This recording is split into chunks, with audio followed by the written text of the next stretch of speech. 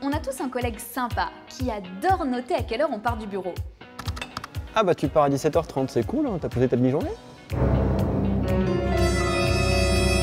Un collègue qui nous fait toujours culpabiliser. Sauf que vous inquiétez pas, vous avez raison de rentrer chez vous si vous avez terminé votre travail, parce que le présentéisme, ça coûte très cher à l'entreprise.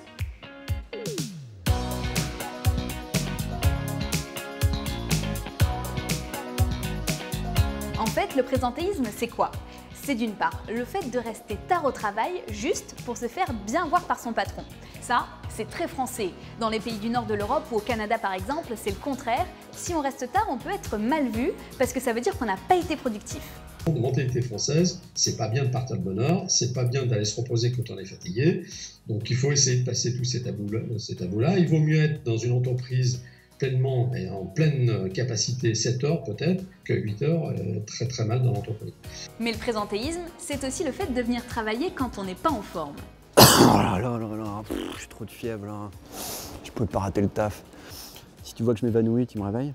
Et ça, si ça peut paraître pratique à court terme pour l'entreprise, au final, ça lui revient très cher. D'après une étude, le présentéisme en France coûte au minimum 14 milliards d'euros par an. Alors, comment l'expliquer? D'abord, parce qu'un employé qui vient travailler quand il est malade est moins productif. Et surtout, il se fatigue. Le risque, c'est que le salarié, finalement, tire un peu sur la corde jusqu'au jour où il craque. En fait, ce que disent tous les médecins, c'est qu'il vaut mieux s'arrêter quelques jours lorsqu'on est malade pour avoir un temps de convalescence, prendre le temps de bien se soigner, plutôt que de s'user au fur et à mesure.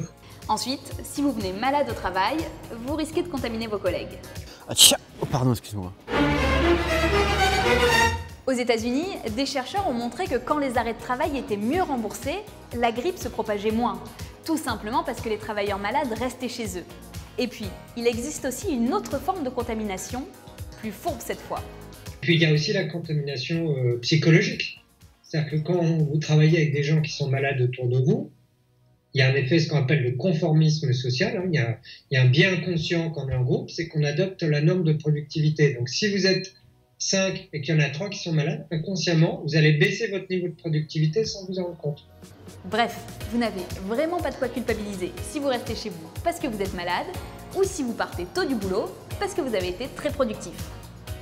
Bon allez, 10h12, je vais rentrer chez moi, j'ai bien travaillé.